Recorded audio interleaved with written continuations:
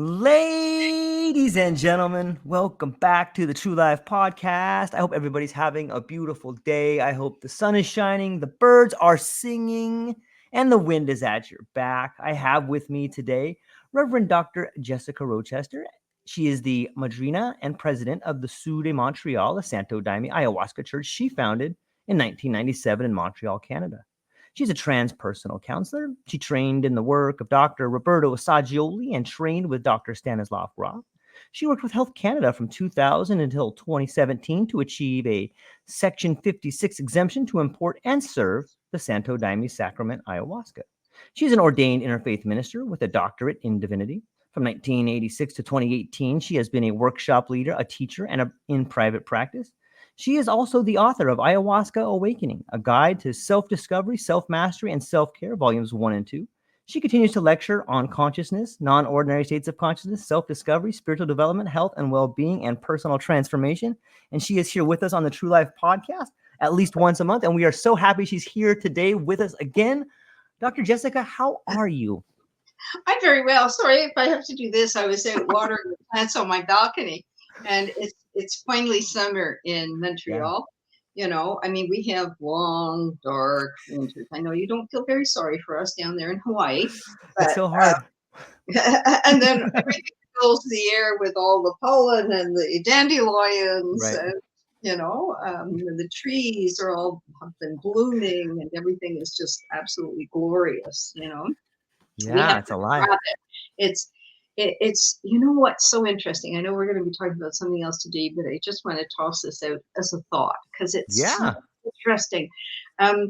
Because of my work with the Santo Daime in the last 30 years, going to Brazil and doing the North-South experience, one thing that I really noticed is, and they would tell me and us as Northerners, they would say, "Wow, you guys are also uptight," and I had someone say to me, "It's like you're like always scurrying." And I said, you come and live through our winters, 6 months of long, dark, cold, and you can't just swing in a hammock, and the difference, and if we step back and look at where we live and the geography of it and the place, the place that it has in our lives, and if we know, and if we're Northerners, then we have to understand that piece, that it has to be part of our perspective on our health and well-being in our life, is how do we fold that into, and not just become like squirrels storing away madly the nuts for the winter, and get into that energy, Yeah. So I just thought that would be something interesting to share with you, because you live in the sun. And pictures like we have, and that allows you, I'm guessing, because I've never lived south, visited, sure, lots of times, but I've never lived there.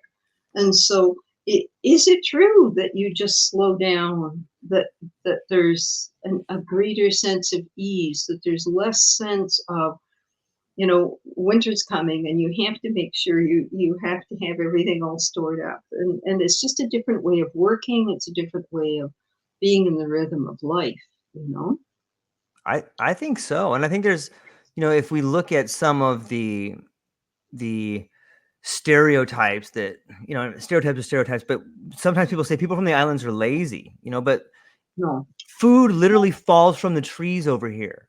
It's warm. There's a lot of people around the United States that send their homeless people to Hawaii because of the weather. On some level, the ways in which you can live over here, the conditions are easier. Like, you don't have to go out and shovel snow. You don't have to be worried if you have to go out to the pump house and figure out how to get heat because your family's freezing or your water pipes are all frozen. Like, those are real situations that have real consequences that could probably be life or death in some situations. And you don't have those over here, right? We have people who die of hypothermia, especially street people who, even though we have shelters and we have places where they can go for the night, and when there's a really tough time, they set up extra shelters, if we have a stretch of minus 35 or something, minus 35, not plus 35. Yeah. Get that in the summer too. We have very wild thing. And so, it is a reality. It is a reality. You have to think about we have a power failure in the middle of the winter. That's serious. Yep. It's serious. Yeah. It's very serious. I mean, Yep. people laugh when they come from the south and they see, I have to explain to them that we have 4 kinds of winter boots. You know, they think it's bizarre, and different levels of winter clothing, because it goes from kind of cool, and then it goes cold, and then it goes colder, and then it goes really cold. Okay. And you have wet snow. You have wet snow, and you have dry snow, and you have the freezing weather, and then you have it's still dry and it hasn't snowed too much, so I mean it goes on and on with the winter clothing, and the space it takes, and our cars, and we have to have special tires, and we have to have our cars built, and people don't understand that where you live plays such a huge role in how you organize yourself with career and studies and education, and the little ticking thing, the little survival instinct that's inside of us, where you know that you're going to need training or apprenticeship or education or certification in something to be able to. You're not going to be able to just pull the fruit off the trees and sleep in a hammock and be okay. You won't, Anyway, today, it's always interesting speaking with you. It's always lovely to visit you. Thank you so much for having me visit. What is it, the first Tuesday of every month? That's right. And this last year, it's been a real joy. And today we're going to talk about, the search for wholeness. And what is that about? And, I want to do a little chapeau over to the editor-in-chief, Jason, over at Psychedelic Scene. He published an article that I had written on this. And originally they were going to review my books, and the person who was going to do it was so bogged down. And I said, well, I could write an article if you want. Oh, yeah, do that instead. So that's how that happened. And so a little chapeau to the magazine. Sure. And, basically it was talking about entheogens, psychedelics, non-ordinary states of consciousness, and the search for wholeness. And the question that I asked, as you know, I ask it in my book, this self-discovery part. What is that really about? It is a search for wholeness. And so George, what do you think wholeness for a human means? For me,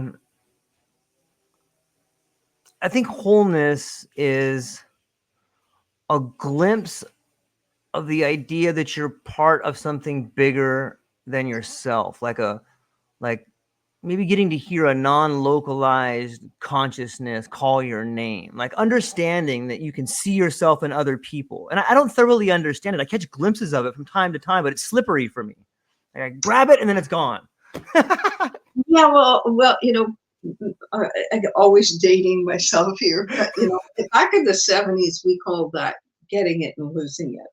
Okay, and we knew exactly what we meant when we were saying that. We have this inspiration about whatever cosmic consciousness, etc., etc., etc., and then we promptly lose it. Okay, and get back into this small way of being in life.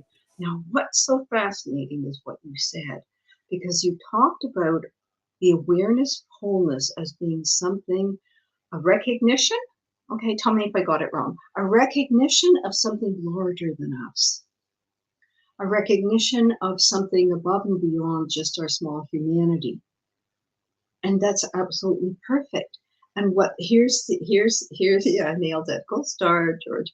And so, and here's the interesting thing is we have to now turn that around and look at it within ourselves. And so we come to this experience of it feels like something's missing.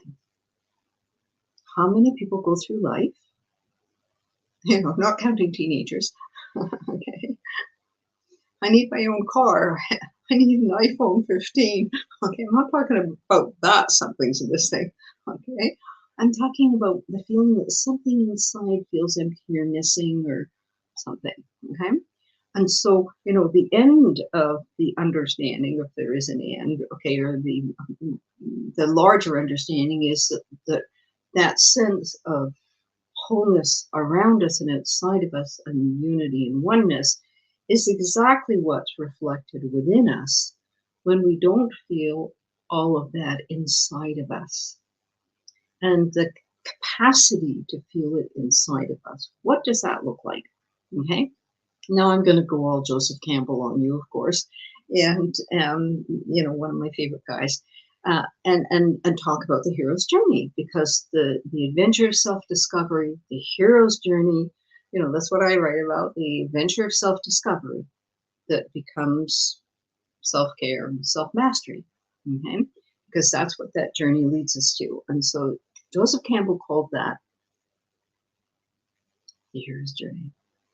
And how he describes the stages that it takes. And it always begins with a hero who doesn't know they're a hero, okay? Who's just a small, ordinary person. Luke Skywalker, just a regular guy, feeling bummed out on this boring planet, okay? And then you have Frodo, the Hobbit, okay? And another ordinary little guy, and, Dorothy, Wizard of Oz. So you see these very ordinary people. They're not spectacular in any way. They're just regular folks like you and me. Just regular human beings living a life, doing their best at whatever it is that they're doing. And then something happens that either triggers their interest, their curiosity, their intuition. Something inside starts tingling, okay? Or something comes along and smacks them on the side of the head. Okay, because that's the only way these two things happen. Whack, the doctor says, by the way, I'm not happy with your blood tests, or some other thing. Or your husband, wife, partner comes to you and says, by the way, we're done. Okay, I found Fred. Okay, I'm going off with Fred. So whatever it is that smacks us on the side of the head, or that tingles in curiosity inside of us, we begin our journey. And so sometimes the journey can begin because of trauma, because of heartache, because of loss or grief, but not always. Sometimes it can just be curiosity. Sometimes it can be noticing that there's some breadcrumbs leading on a trail, and we begin to follow them. Somebody says, oh, you should read this book, or you should see this documentary, or listen to this podcast, or meet this person, or, or we go into the library or the bookstore or some equivalent, and our hand reaches for a book. Have you ever had that experience? It's like we're watching our hand reach for something. Something catches our eye, or there's a phrase, a saying, and we say, who is that person who said that? And we go on a search.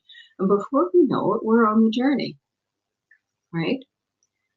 Now, how many of us understand that one of the main motivations in that journey is because we're searching for wholeness? That something feels like it's missing inside. We don't know what it is, but it just feels like there's something, Does that make sense? Yeah, it makes perfect sense.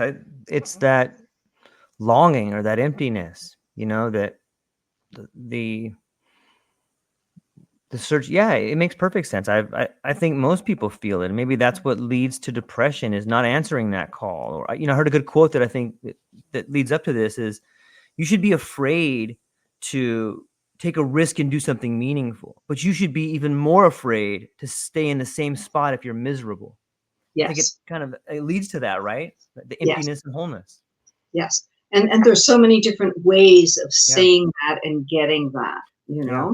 It's better to be alone than badly accompanied, is one of my favorites, that 40 years in private practice, I lost track of how many people I told that to, stuck in situations at work or in a marriage or in a commitment or in something, and not knowing how to get out.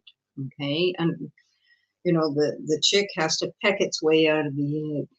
And so sometimes it takes courage and effort and determination and faith to pick your way out of that egg and to get started on your journey.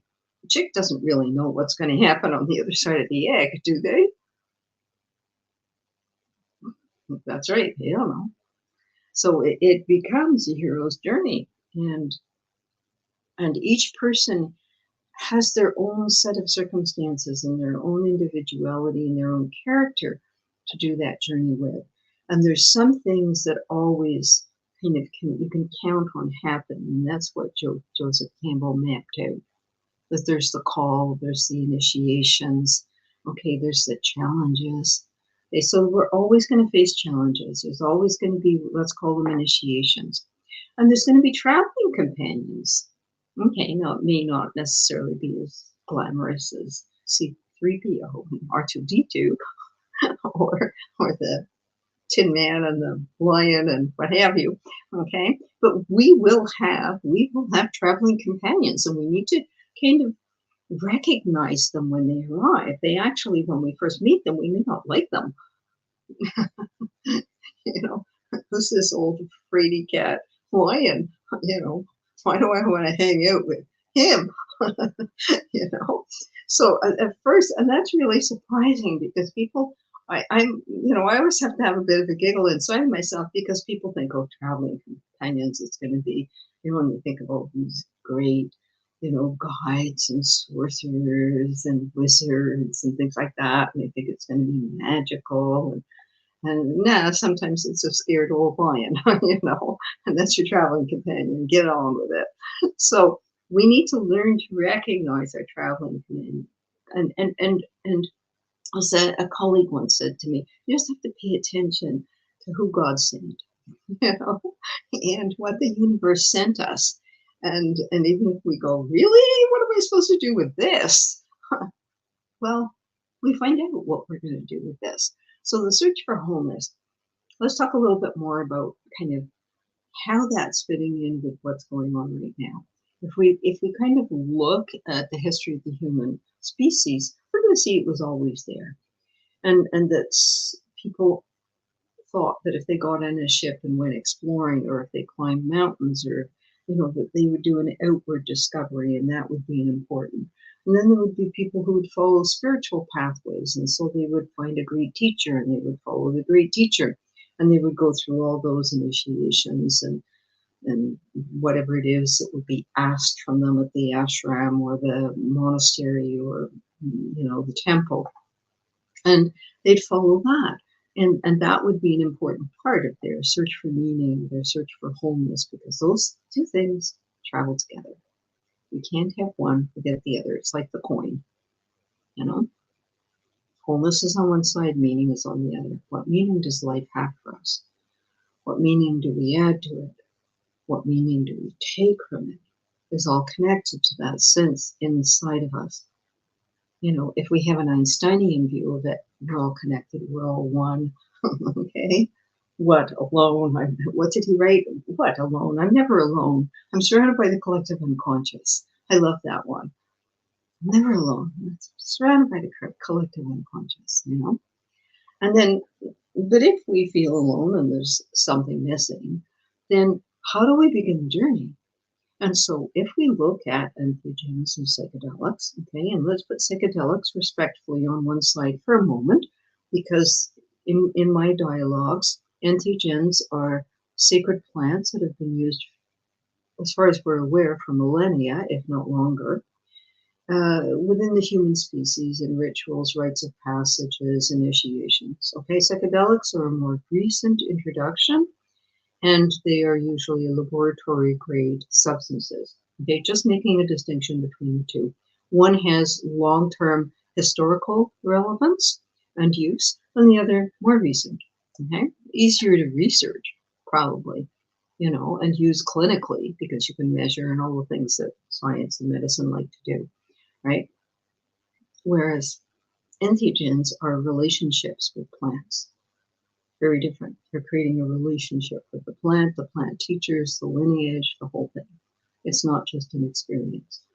And so we look and we see, okay, here's these sacred plants being used in rites of passages and initiations. Okay, so maybe they were a really important part.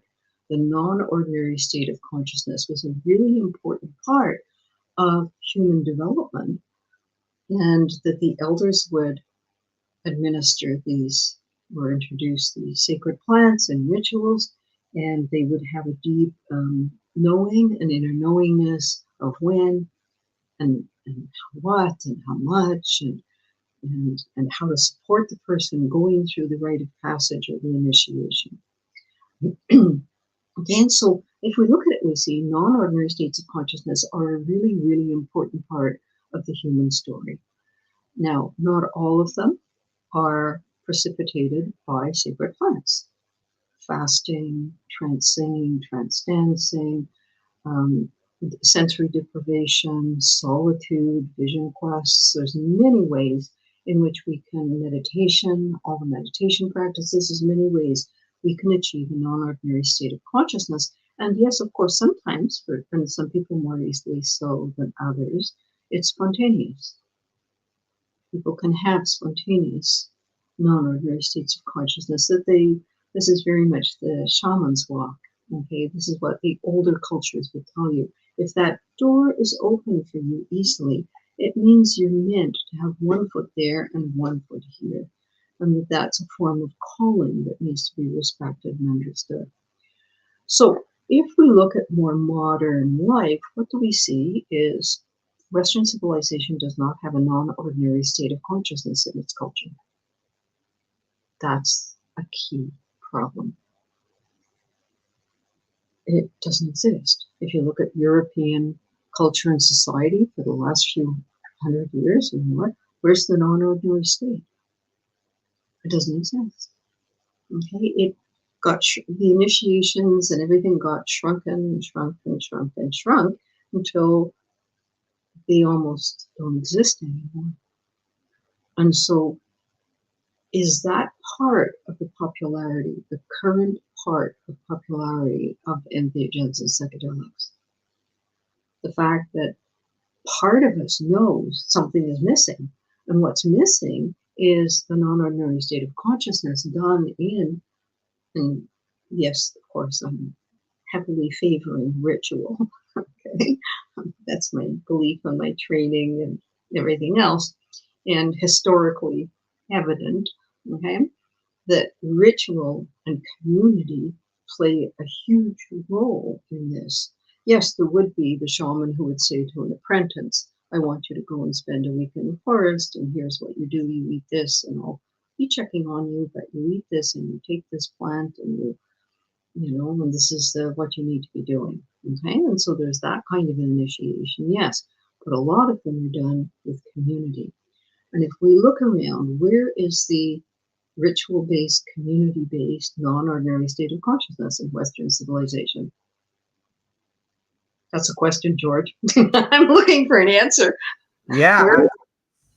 It's around, but it's devoid of meaning. It's your 21st birthday and getting wasted. It is a sweet 16 party with, without any of the wisdom of the community around you talking about what to expect when you become an adult. There's echoes of it, I think, but there seem to be, and almost none in my life. When I look at it, like those are all that I can really think of. Fighting my dad might have been one, but it's an important initiation. Yeah, totally. Here is standing up and not like the 3-year-old saying no. That's the first go around where we practice saying no. Right. If you have children, you understand that 2 to 3-year-old first rush at individualism. No. Okay, and that's their favorite word. Okay, that's the first go around at it.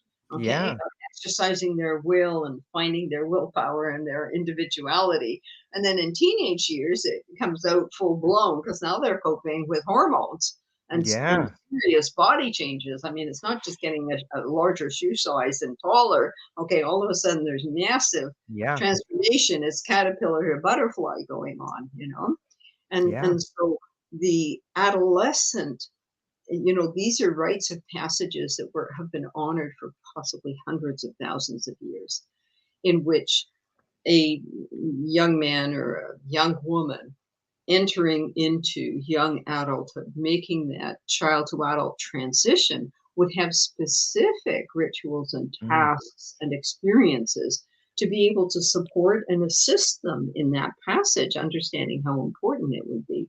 Okay, and those things, they, as you say, they shrank and disappeared. So our Western civilization doesn't have elders, and you know what I mean by elders. Okay, the role models are movie stars and TikTok stars and Hollywood stars and music stars. You know, a million people will go get tickets for Taylor Swift.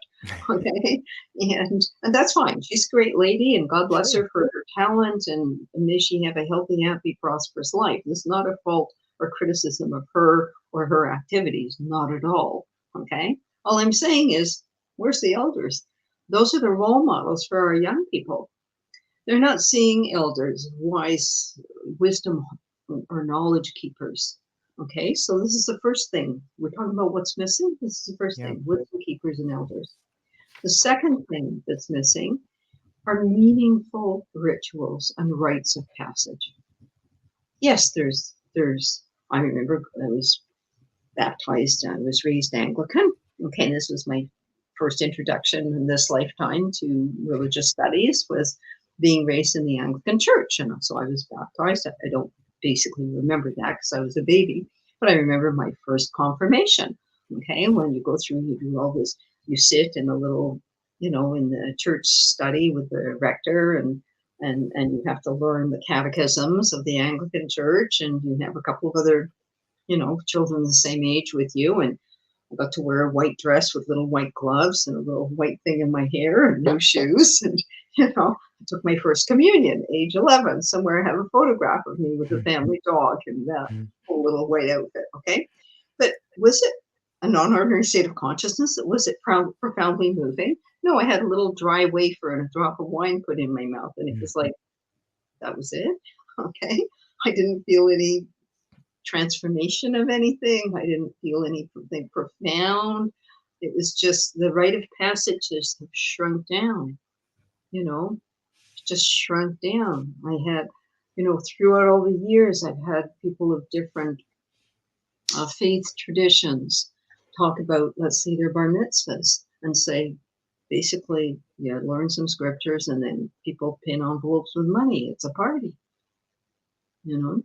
And so that's what our social, cultural, tendency towards is towards materialism, money, power, position, acquisitions, right?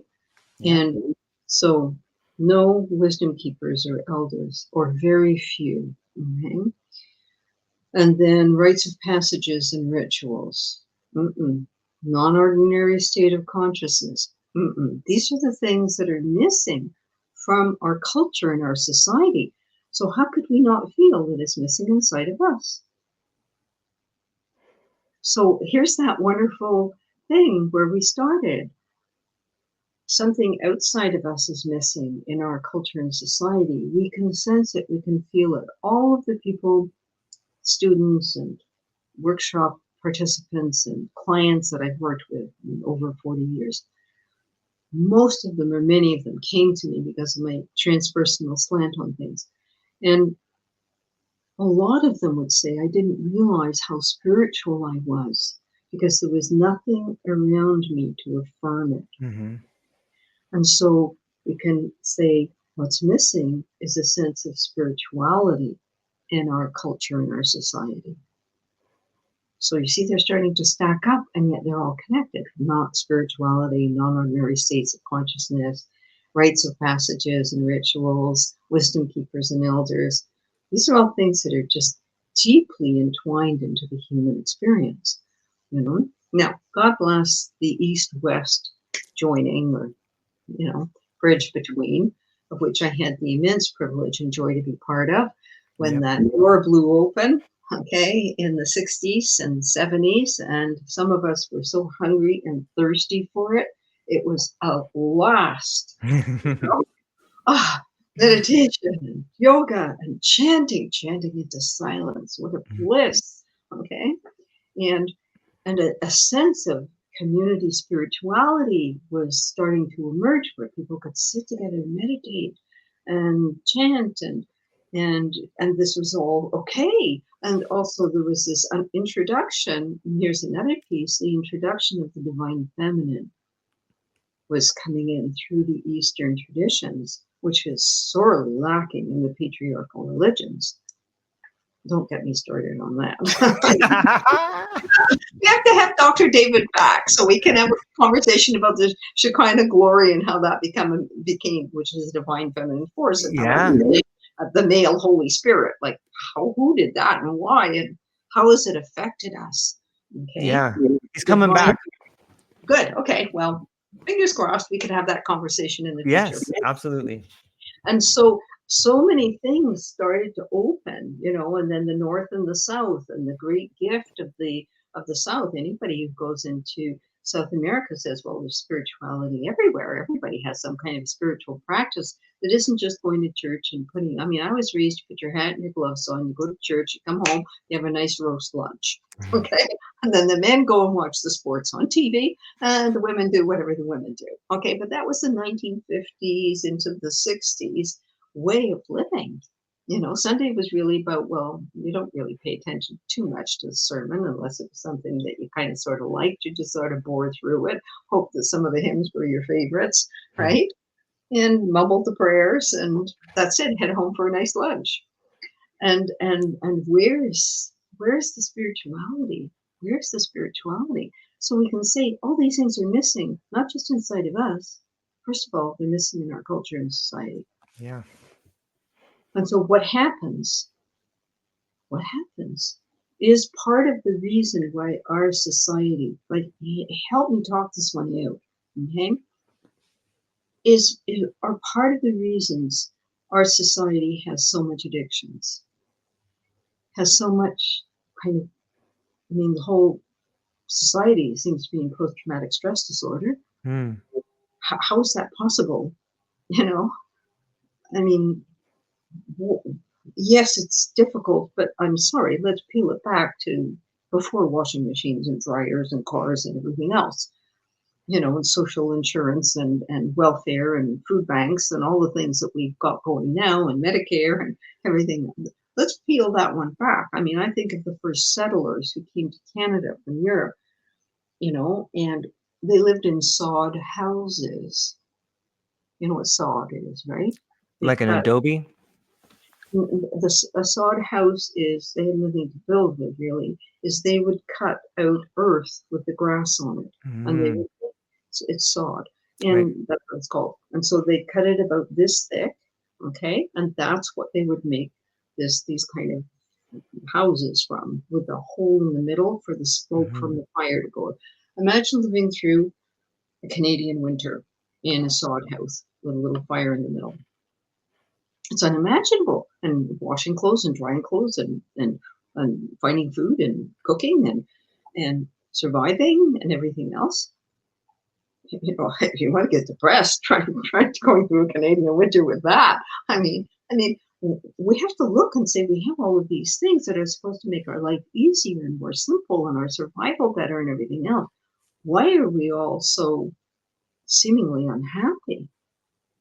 Like, what's actually happening here? What is happening? Is it some of this that's missing? Is that part of it? Yeah, I think it's the realization that in times of crisis we need each other, we depend on each other, and that's when we learn to love each other. And without those crises, we tend to think we can do it on our own, and that's the sense of abandonment that comes in. Hey, I'm doing it on my own. Well, why do I feel so lonely? I thought this was an achievement by making it on my own. I should fill it with a giant boat or a new car. Or I should get divorced. I should fill this void because I'm doing it on my own, and it's awesome. Like, it's a sense of abandonment on some level. We've abandoned ourselves and our community. Yes, that's a good way of describing it. And at the same time, that is deeply unconscious hero's journey. Not recognizing that walking alone is a very important part of it. Every one of us has to go through a period where it feels like we have to walk alone. Now, it may be a short period, it may be slightly longer, but that's where we learn what we're made of inside. And that's where we learn to ask for help, which for some people is really hard. Yeah.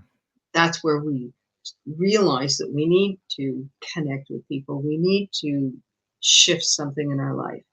Okay.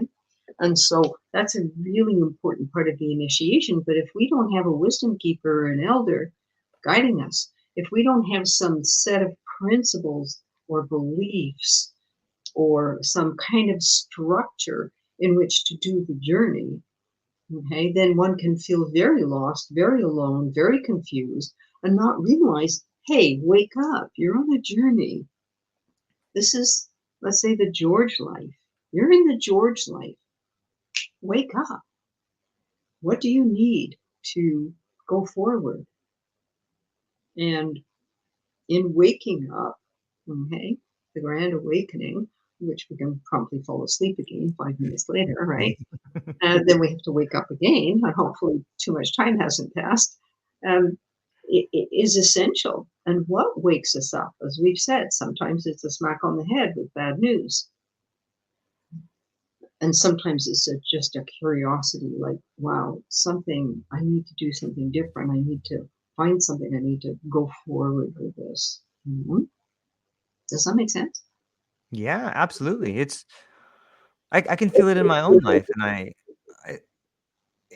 it's hard to be on a journey by yourself and not see the teacher that's trying to help you, or maybe not be able to ask for help. And there is an absence of that. I see it with people that I talk to, and I don't, I'm sure there's plenty of blame to go around, but we don't, if we had the wisdom keepers, if we had the people that were not, just like there's a transition from childhood to adulthood, there has to be a transition for a middle-aged person to go into being the elder person. Like, we don't know how to do that. I don't know how to do that. Yeah, people don't know how to do it because we downgraded or got rid of wisdom keeping and elders, and all of a sudden, people who could be elders in training, becoming elders, are obsessed with looking 30 years younger and Botoxing their face. Nothing wrong with that. It's a great sport. I don't do it, but God bless all of you who do. And it's all about looking younger and owning it and doing these things that don't help it's like, hey, I live my life and now it's their turn and I love them and I make, Friday night dinners or Sunday lunches or something, and it's the whole thing's shifted, and instead of, and here's another important piece that I think just needs to be put out there, is on some level, we are now reaping the consequences of the results of the damage that we've done to the environment through industry. Industry's great, and we need it. I'm the first in line to love science and support it. And at the same time, we have to look at the damage that we've done through industry. We've basically poisoned our water, our air, and our food source. We've denuded a lot of our food from its basic ingredients that give us health and well-being, right? A vast, you can read all the statistics, whether it's from the Heart Association, the Cancer Association, or any association you want, and doctors, and they will be saying, nutrition, exercise, lifestyle changes, and you can either prevent these things. Type 2 diabetes is epidemic, okay? You can prevent these things. Well, on the flip side of that, all the earlier work I did shows me that it is the same for emotional and mental health challenges. If our body is not well, we will not feel well in our soul. And if we have a lifestyle that does not include, you don't need money, go put on a pair of shoes and go for a walk. Research says if you walk 20 minutes every day and do some stretching, you don't need fancy equipment for that. Just a decent pair of walking shoes, which I think is pretty much within everybody's realm to acquire, go for a walk, learn some stretches, join a class, join a group. You can start simple, start where you're at. Look at the ingredients on the stuff that you're buying. I'm sorry, but a bag of carrots is still cheaper than a package of pre-made high fat, high cholesterol, high sugar, high salt, manufactured, refined in 400 different ways. Okay. And so if we start looking for wholeness, We have to look at our body and say, what am I doing for my body to be as well as it possibly can be? Mm-hmm. What am I doing for my soul to be as well as it possibly can be? And so it's within us, the decisions to make as to the choices that we make about nutrition and exercise and lifestyle. And then back to non-ordinary state of consciousness is one of the reasons that people are looking for psychedelics and entheogens. Is this part of the, I'm missing something. I don't know, I'm searching for wholeness. I just want to feel better. Because I've heard that a lot. As you can imagine, I and our center get contacted a lot. I mean, I've got a standard reply for people who try to, you know, get to me to get to that. How many people write to me? I think we need ayahuasca. I have a, tick off whatever it is they're experiencing, from addictions to depression and what have you. And I have to explain over and over again, we're a spiritual organization. We meditate, sing hymns, and pray. We're not a clinic. We're not. We're a spiritual organization. That's what we're doing. This is sort of like calling up the rabbi and asking him, for something. It's like, hey, I'm in the synagogue singing and chanting and praying, So it's like people have got really confused about that. They now want, to have the substance. They've got attached to the substance, forgetting that what in our world the sacrament is the sacrament is the bridge to the non-ordinary state of consciousness, the bridge to the inner world and the kind of universal consciousness. And so people are seeking psychedelics, how it looks, A lot of people are simply seeking psychedelics or entheogens because they want to feel better. Mm-hmm. And I get that. No one wants to feel depressed or unhappy or anxious. And lots of compassion for that, and send lots of light for everybody on their journey. But how about if that got shifted to, I'm looking for wholeness, and maybe these things can help me?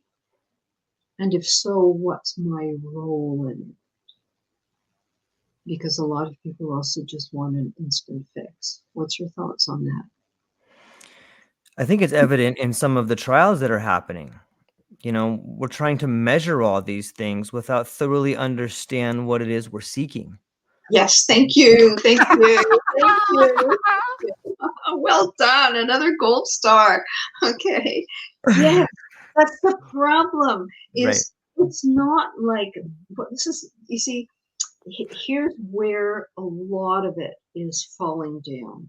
Is, first of all, there's no wisdom keepers or elders, hardly any, involved in the process. And so you have very well-intentioned doctors, nurses, psychotherapists, and other trained personnel, very, well-intentioned, I think is the best word that I can use for most of the people who are in the field and doing research and wanting to train and study it and everything else, okay? But what they're missing is understanding what the non-ordinary state of consciousness is. And not realizing it's not like aspirin, okay, or an anti-inflammatory, or even an antidepressant, or where you give X milligrams. Okay, you have an ouchie, doctor writes a prescription, you take this pain medication 3 times a day, or once a day, or once a week, or whatever it is, and you find, oh, my ouchie is a lot better. Okay, and people kind of want that psychologically, emotionally, and spiritually, without realizing that these substances, all they're doing is opening a big door into the collective unconscious, including your own unconscious. Right. And you may have to face, this may kick off your hero's journey. Another frequent chapeau to Jules Evans, who's really trying to research the downside, the difficult, the shadow side of this, renaissance of psychedelics and stuff, and say, hey guys, wake up. what is this that's happening? People are wanting to feel better, and often have listened and read the hype in social media about, oh, and I saw these colors and I met this light. And so a lot of people write about all these fabulous, wonderful experiences they have, and then other people are saying, I went to a place of darkness and I haven't come back from it. Yeah, well, that's your hero's journey that got kicked off. And somehow you landed in the middle of the dark forest and you have a dragon to face. And unless you have somebody who knows how to guide you on that journey, you could get stuck in that forest. And here I want to just keep directing everyone to Stan Grof's work, and which is, really, in my books, which describe this, especially volume 1, we talk about this whole of the maps of the unconscious, and along the journey, what people might be experiencing and how best to try and deal with these things. And it's, everybody's talking integration. Well, how can you help people integrate something if you don't have the right maps to even help them integrate? I'm seeing psychopathology being spiritualized and spiritual experiences being pathologized. You know what I'm saying? Yeah. Where do we go with this? The search for wholeness. We all want to feel whole inside. To recognize that, we need to recognize that we are one with everything. You and I are one with the tree, with the stars, with the cosmos, with each other.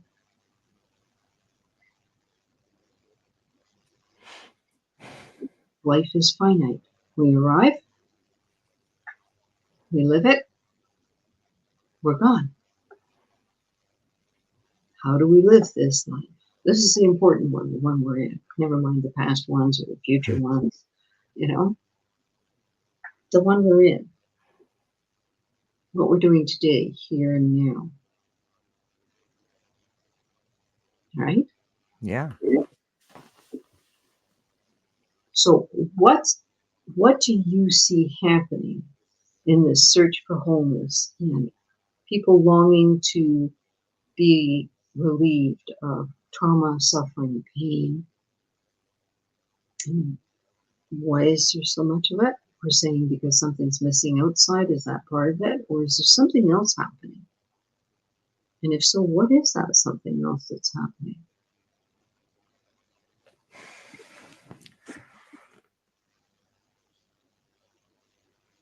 I'm looking for the third gold star. Yeah. I don't know. Like, I feel it's sort of the ordeal by labyrinth on some level. Like, I don't see the wisdom keepers showing themselves. I see the continued use of trying to search for the fountain of youth. And maybe that's always happened on some level, but it's almost like we have a new group of people that are being initiated into an older school where there weren't a whole lot of masters, which allows for new sort of the malleability of the rules on some level.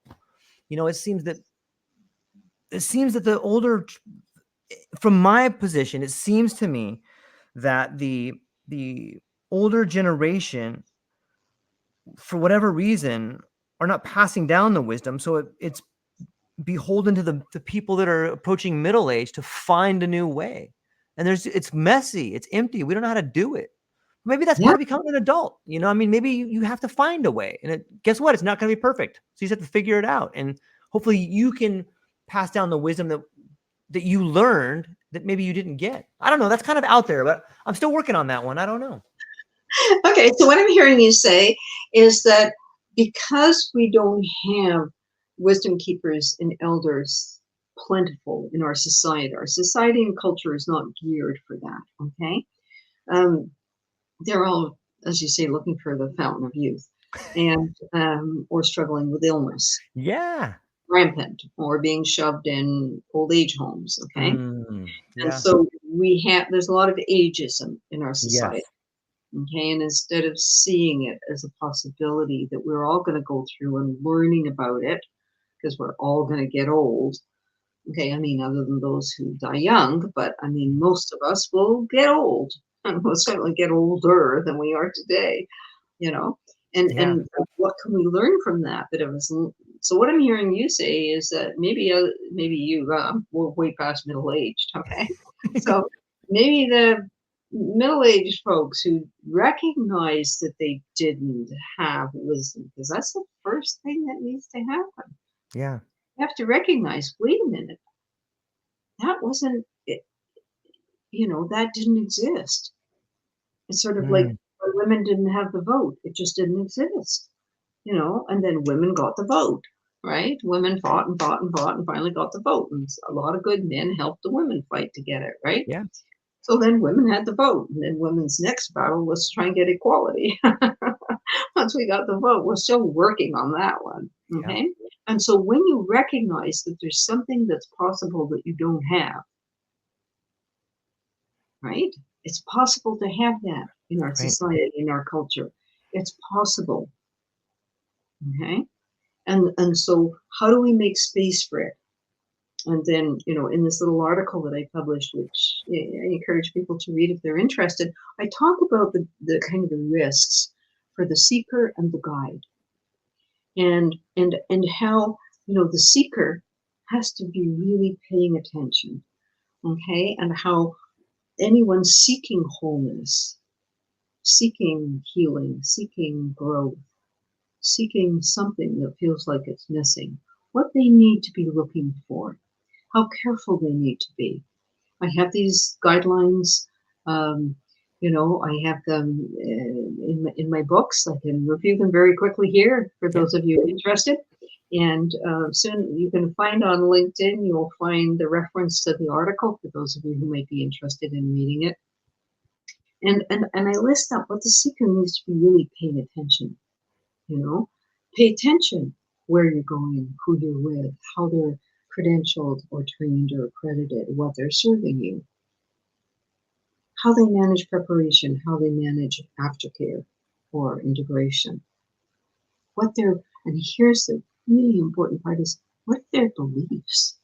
This is something that I'm finding very bizarre, is all of these people who are trumping off to do works with shamans because somehow if they think if it's a shaman from, I don't know, Costa Rica or Mexico or somewhere, that somehow it's going to be more authentic. Yeah, it may be if they're doing an authentic ritual to their heritage, tradition, and training, if they are a recognized elder in their tradition and training. But have you checked out what they believe? Mm. And who they're talking to in the ritual and what they're calling? And is that in alignment with what you believe? Mm. Because I look and I go, wow, people are panting off after all these retreats and stuff, and they want it to be more authentic. So if somebody's smudging and waving some feathers around, somehow it's more authentic, And it is if it's genuinely a true apprenticed elder in a heritage tradition, by all means. But you know what? It's beholden to the seeker to ensure that they understand what these people believe, and if that's in alignment with your beliefs. I can't, because these people are also, many of them are, people don't understand this. The Santo Daime, my tradition, the Santo Daime grew out of Ayahuasca, the shamanic Amazonic practices. Master Erneo, the founder of the Santo Daime, he apprenticed for years, okay, with the Ashkaninka people, the true ayahuasqueras in the forest, and did his initiations and learned how to do the preparo, the fachio, the making of, learned the plants, learned the calls, etc., learned them, okay, until he got given his mission to turn it into what became the Santo Daime. Okay? And he felt very clearly what I feel the sacrament shows us is the need to move away from the medicinal, it was a more medicinal use, Mm-hmm. and and the beliefs, which a lot of which contain forced sorcery. And people don't understand that. They don't even know what forced sorcery is. And I think it's a good warning for people. Find out who's going to be serving you, what they actually believe about what they're serving you, what will happen to you, their beliefs about their tradition, and really check to see if that's in alignment with what you believe yourself or what you're willing to be open to. You know? And so those are some of the risks of what can happen in these situations, in these settings. Do you understand what I'm saying? Or is it a little... Yeah. No, I get it. I when I think of wholeness, I think of a circle. And when I think of all the other shapes out there and how things shape you, you should be consciously aware of that which is shaping you, right? Like the circle of wholeness is a nice round structure that contains a perfect circle. It's balanced. But if you have like a rhombus in there, all of a sudden you might be really out of alignment on a lot of different levels. So who is shaping you? Where are you getting your which wisdom keeper is handing down knowledge, and which kind of knowledge are they handing it to you, and how is it shaping you? That's another state of awareness. Are you aware of how it's shaping you? Exactly. And these are, anyway, people who are interested in reading my books, I've been spent the last 6 months on the circle of wholeness and all the factors that play into our experience of wholeness. And that's why we're talking about the search today. Is how do people find that wholeness, and can you recognize that there's many parts to it that needs to be addressed? It's not just, what we may find is when we go into, if we're willing to sit with what we consider to be the emptiness inside of us, we will actually find out that it's not empty. It may feel empty and that there's something missing, but actually what it ends up being often is blocked grief. Blocked grief will feel, for some people, like an emptiness, a longing. Okay? It'll be grief based on abandonment, for example. It can be grief based on engulfment, things I cover in part 1 of book 1, volume 1. And these core experiences that any of us can have, and so we have this internal experience that when we are willing to sit with it and go into it and face whatever our deepest fears are, to go into our vulnerabilities, we find that our vulnerabilities, actually, the most vulnerable place becomes the place of greatest strength. And that's hard for people to accept. Because no, I don't want to go and feel that sad, lonely, weak, frightened, inadequate something feeling. Yeah, but by going there and understanding that it's not you, it's an experience that you have. And that's the important distinction, and understanding I was never not whole. I've been whole all along. It's just how I've been seeing myself, what Stan Grof calls the false image of yourself and of the world, and how that has to go through a death rebirth process.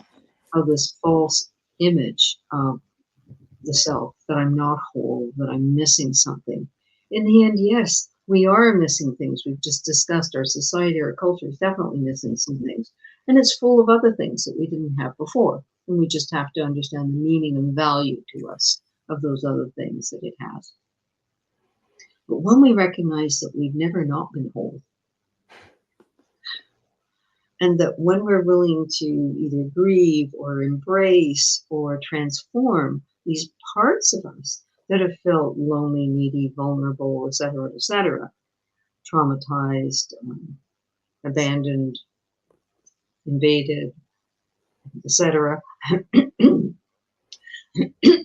we're willing to really transform those, we find that they've been there inside of us waiting to be transformed all along. They've been knocking at our inner door. Hello, I'm here. Hello, I'm here. I'm the part of you that's missing. And so we gather up.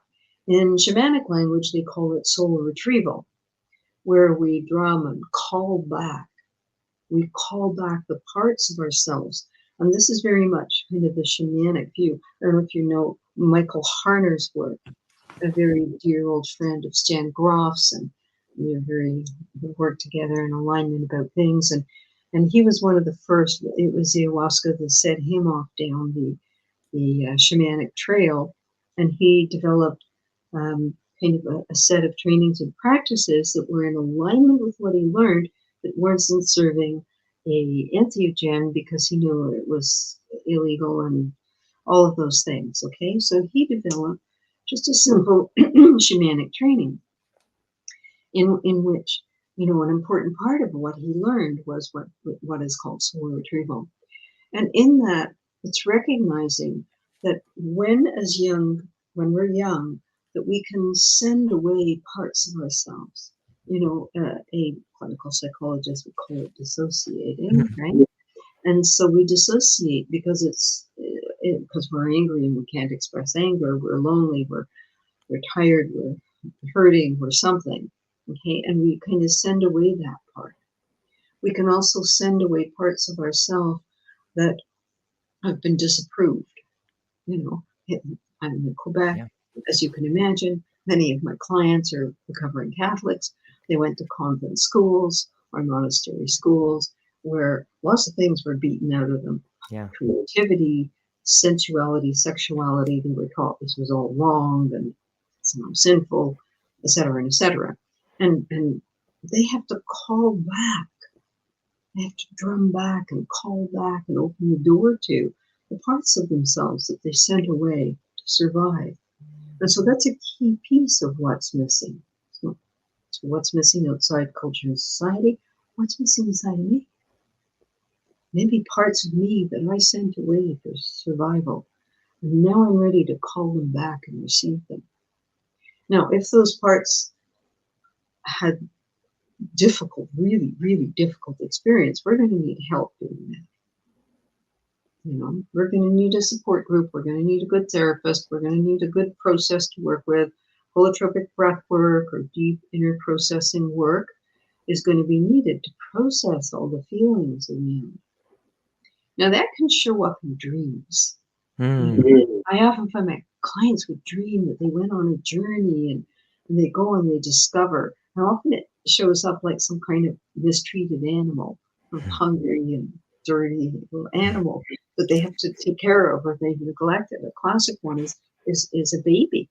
Going and finding a baby and vaguely remembering that it's their baby. Okay, wait a minute, this was my baby I left here in this house way, way up on the top of the mountain. Okay, and so the ways of refinding these parts and what shape they come in, you know, is always a very fascinating part of the journey. So we can have that sense something's missing, it can be inside of us, the part of us that's longing to be brought back into our wholeness. And we can recognize, okay, our society and culture is missing stuff. Now I can either sit here and, you know, bitch and complain. Oh, can I say that on the podcast? Yeah, of course. I use a naughty word. I'll have my congregation after me later. Okay. So we can either sit and complain about how I don't have this, or we can say, okay, this is something I need. Can I find it by reading books, by joining a meditation group, by seeking out good teachers? There's quite a lot of good teachers, as long as we pay attention to what they learned, how they're transmitting it. I've had the great gift of having some wonderful teachers, the Stan Grofs and the Jack Cornfields, and you know, my Santo Daime teachers and elders who've supported me, and many others, you know, and so we can find them. They are there. The good teachers are there. They may have a different form now. They may have a different degree hanging off their name. But they can still be a wisdom keeper, and they can be an elder, and they can be an excellent teacher for us, and they can accompany us on our journey, even if they only accompany us in the book that they've written.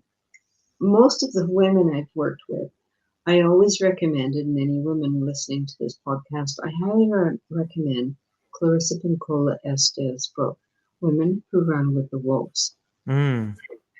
This remarkable book okay, is you can read and reread. You can read a chapter here and a chapter there if you want, but it is an awakening book. And she takes the reader through calling back. She uses stories and mythologies to help us call back the parts. And she has one wonderful chapter called The Heart is a Lonely Hunter. And she tells stories, old stories about the hungry heart and how the hungry heart seeks and eventually the transformation that the hungry heart has to undergo, you know? So it's all around us if we look for it. If we look for it, we will find it. When the student is ready, the teacher appears. Yeah, it's well said. It's it's always a pleasure. I should address some of these comments that we got coming up here. I know we're coming up on time, but let's just take a moment to come through our friend Clint Kyle's Psychedelic Christian podcast. He has made multiple comments here, and he started off in the beginning, and he was talking about, I think early in our conversation, we were talking about the spontaneous experiences that come from maybe people that are searching for wholeness. And I think he's talking about as with many biblical figures, having spontaneous experiences, which. Yeah, and that's what set many of them off on their journey. Right. You know, I have to say, and hi Clint, I have to say that as a teenager going through my own, child to adult passage with what felt like no guides, nothing in the Anglican Church to guide me, nothing in society to guide me, and what I did do, and that an Aldous Huxley book falls into my head, okay, or Exemption, and I find myself, I was a student of the Bible, and I read many times the Old Testament, and I realized I was looking for something in the Old Testament, and then I realized what I was looking for. And I was looking for the stories of all the great prophets and the prophets, major and minor prophets, and the experiences they had. And I went, wow, I'm having stuff like that happen to me. Maybe not as spectacular as that, Right. but I'm having like the heavens part, and I'm sensing beings and presences. And I understand what they say, you fall at their feet as if dead, and I understand, when standing in the cave and calling out for God and then listening and the wind comes and the fire comes, and I understand, they really spoke to me. For me, they were part of my wisdom keepers. And so we can find it. I know it's difficult perhaps for today's more modern, young people. They're not going to go rummaging around in the Old Testament trying to find, inspiration there, but it is there. It is there. And of course, there are people, who are writing about spontaneous, the near-death experiences for that Dr. Kenneth Ring, all his research in the near-death experience, and many other people in the field who have researched this and written wonderful books about it. So it's there, but we have to look for it. We really have to look for it. Was there another question? Was there another question? I have a follow-up question that kind of leads back to the idea that gets back to maybe some of the trials and apprenticeship and Huxley. I believe in some of Huxley's later writings, he was a big advocate for psychedelics being maybe psychedelic substances being only for an elite group of leadership people, and if you might that have been a way to keep some of these problems that like Jules or Nashe are talking about from happening? Like, I don't know what's right or wrong, but is that a different area that could be explored? Well, I think I happen to be advisor to Canadian universities, to their graduate programs and psychedelic studies, and it's quite a few years that these discussions and conversations have been happening. Is what's the grandfathering in this? Who has the ability to, work in non-ordinary states of consciousness? Has the background, the training, the credentialing, the apprenticeship in whatever field, okay, and what is needed. And I'm always been, with my bullhorn yelling out, not our states of consciousness, for if you don't have the understanding about the non-ordinary states, everything else is just conversation as far as I'm concerned.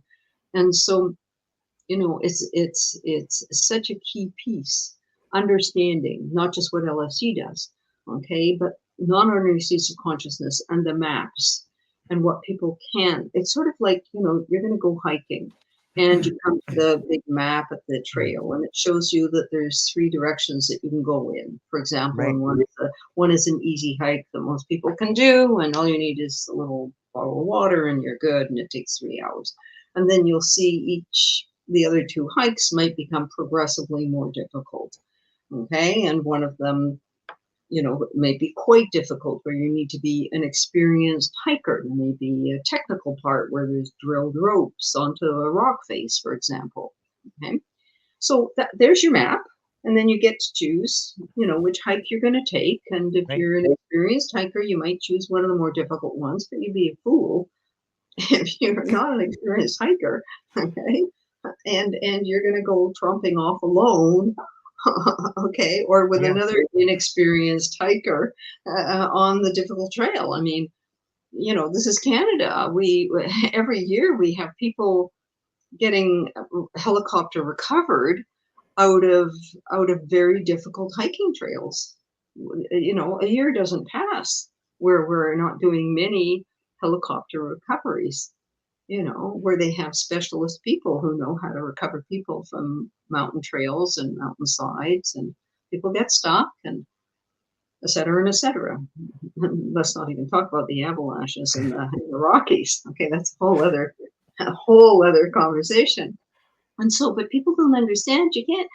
Some people seem to be able to just be, what do they call them, psychonauts, the Terence McKennas of the world. They didn't need an elder. They didn't need a guide. They didn't need an integration. They just went off like a rocket to the moon. Okay. And that's it. That's Terence McKenna for you. Okay. But no one should ever, or Timothy Leary, Stanislav Grof tells a story about Timothy Leary when he says, damn, how many times do you have to take LSD? And he says, well, the houses, the rooms, and the collective unconscious are limitless. Okay, so you have people who are just simply explorers, and they don't seem to have any trouble letting go and expanding and losing the self, and then coming back down into being me again. But that's a very, very, very small percentage, and I wouldn't necessarily consider them an elder or a guide or a wisdom keeper, because they only know their experience. Whereas a true wisdom keeper has to know how to hold someone's hand. They have to know when to tell them you're going to take the easy hike. Here's where you're going to start. You do that first. It's like the great meditation. It's like the great meditation teachers who will, and I had some good meditation teachers, thank you. And the great meditation teachers, they'll give you one thing to do, and they'll say, go and work with that, and come back and see me in 3 months and let me know how you're doing. Okay, they'll give them one exercise to do in meditation, or in their breath work, or in their posture or something, and to work with that and work with that, It's a wonderful story that Jack Cornfield tells, and I may have told it before, about the young trainee who's worked with his teacher for years now. And he feels that he's ready to ask if he can now train with the teacher's teacher, because that's how you go up. You go from the teacher to the teacher's teacher. The teacher's teacher won't take you until you've been through the teacher, you see. They don't want to go back to the ABCs. They want to know. It's sort of like the people who are supervising doctoral, work don't want to go back down into high school. Thank you very much. I'll stay where my expertise is going to do the best work, right? And so he arrives one day and he's a little bit nervous, and he goes in and he takes his position, and he asks his teacher if teacher thinks he's ready to be taught by the teacher's teacher. And his teacher said to him, it's raining today, isn't it? He says, yes, it is. And he says, which side of your shoes did you place your umbrella? He couldn't answer. He trained with him. He worked with him for another 16 years. So you see, we think we know more than we know. We grasp a couple of things and boy, we think we've got it. We're real hot stuff now, aren't we? Okay, and that's what's happening in this field. People get a few things and they think they know it. Guess what? There's always more. Yeah. There's always more. It's like that wonderful another Jack Cornfield story about a couple of members of a congregation at the temple, and they decide to go for a walk in the woods, and they go further than they've realized. They realize they're a bit lost. They're not quite sure which is the way back. Then they stumble across the rabbi. They, we're saved. The rabbi's here. Okay? The rabbi will get us out of the woods. And they said, wait a minute. I'm also lost in the woods. But my time spent in the woods, I've learned quite a few ways that do not lead out. And so that's the level of humility that we have to have. We have to have that level. Not I know it all. You know. Why do the people in, let's say, in the Himalayas, before they go and climb the mountain, why do they set out their prayer flags and go to the prayer wheel and look at the winds and talk to the sky and the clouds? Why do they do all of that? Because they know that's what the mountain asks. The mountain asks us. They need to be in tune with the mountain. They need to be in tune with the winds and the clouds and everything to be able to say, no, we don't climb today. Or yes, we do climb today. They need to know the mountain and everything that affects the mountain. And that's how it is going to have to be in entheogens and psychedelics. Otherwise, we're just going to keep seeing more of what we're seeing. The enthusiasts are going to say everything's fabulous. The people who have concerns are going to, like Jules Evans and other people like him, are going to be saying, wait a minute, what about all of this? Hello, what about this? You're going to have governments saying, we still think it's dangerous. Okay, there's too many people that are having difficult things afterwards, and we're not sure how all of these pieces are going to work together, right? So right now it's very uncertain how things will go forward. Let's hope that wisdom prevails. So just to close up for today, Yeah. I in this particular article, I talk about, the risks and the challenges for the guide. And we've already chatted about next month. We're going to talk about transference, countertransference, and projections. And this is one of the biggest risks. It's, we have to know ourselves. We have to know our vulnerabilities. This is the first thing every psychology student has to learn. It's like, something just got plugged, twigged, and hooked inside of me working with somebody, right? Yeah. Has something every minister, we all have to learn this, how to be centered, how to be calm, how to stay in our ethics when things are rattling. And so the challenges for the guide: are you credentialed? Have you studied? What are your ethics? What are your principles? How much do you know about non-ordinary states of consciousness if you're going to be working in them?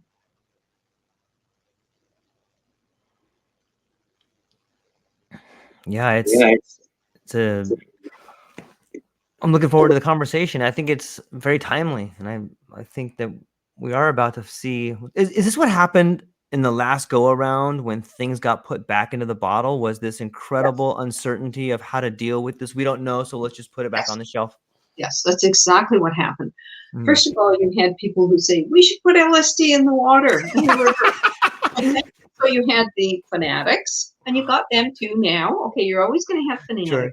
They have great experiences, or they think they do, or they go into a narcissistic bubble, whatever, pick, okay, and who think it's for everyone, okay, and then you have the people who thought they could fly on LSD and walked out of windows and off roofs, and because there was no container, Then you had the people who had flashbacks that felt like psychosis.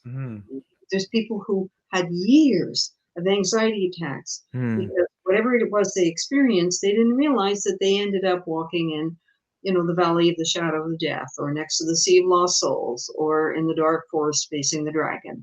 And so they entered into some internal difficult material that connects to an external, well, it's not external, it's all internal anyways, but to something in the collective unconscious, a dark realm in the collective unconscious. Now, I write about this. Anybody interested, you're going to find it in Volume 1, Part 2.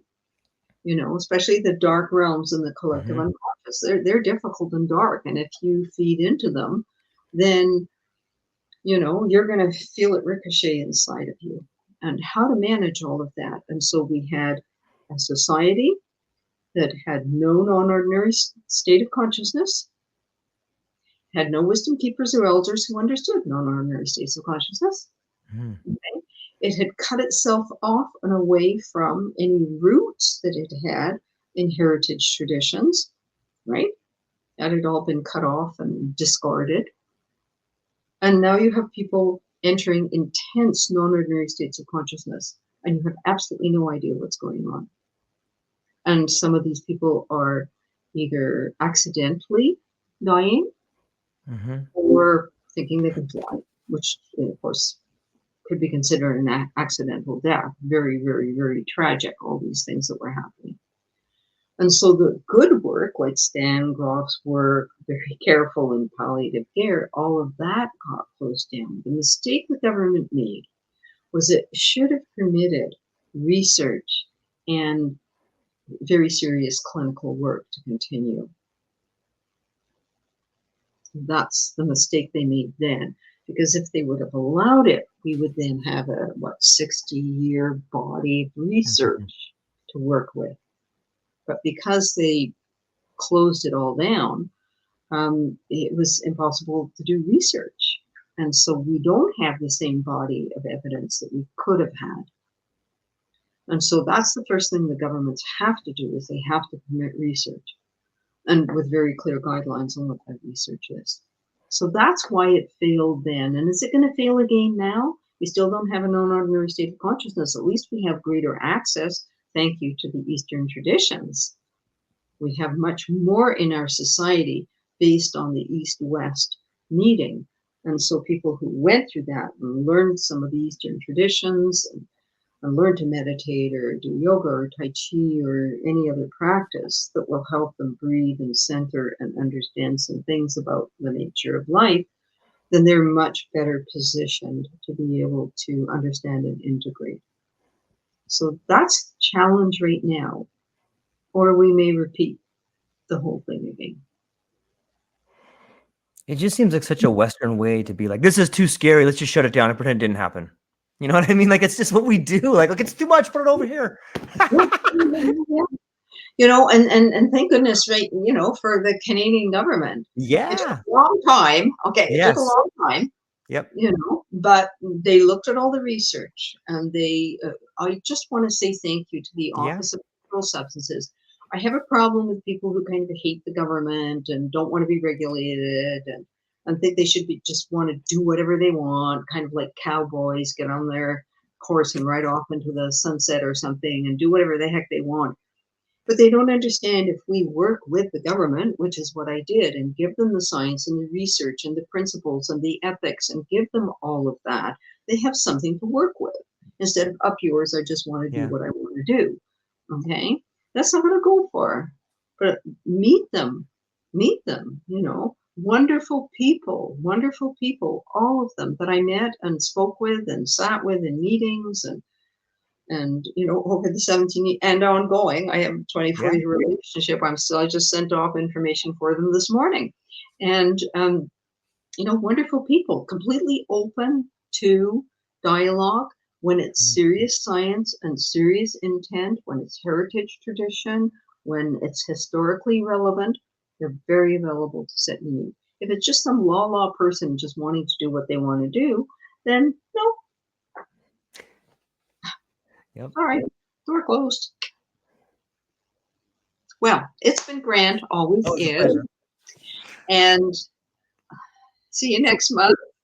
Maybe you can, where can people find the books and where can they find your website? And maybe you could just throw out one more time the site where people can go and reach out to you if they're curious. That's kind. Thank you. www.revdr all one word, lowercase.com. That's my website. You will find lots of publications and links to podcasts and lectures and conferences and things like that. They're all free for educational purposes. The only thing you'd have to pay for is my books because I don't sell them.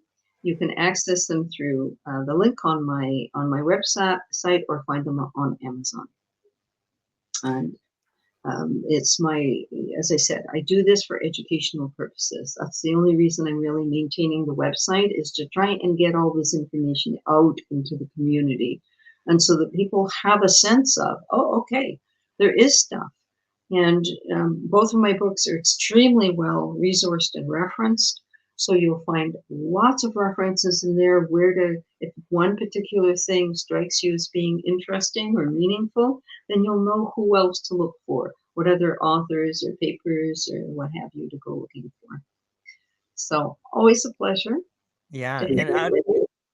And to everybody listening out there, the books, Dr. Jessica's like a cartographer. Like the maps in that book are mind-blowing. The understanding the landscape, I think you are hands down. It's a beautiful set of books, and cartography is amazing. And shout out to Jason at Psychedelic Scene, where they can look at your article and a lot of other great articles and a lot of other great people that are doing there. Thank you, Jason. Those links will be in the show notes as well. People go check out Dr. Jessica and Jason, and we'll be back next week. I hope everybody has a beautiful day. Aloha.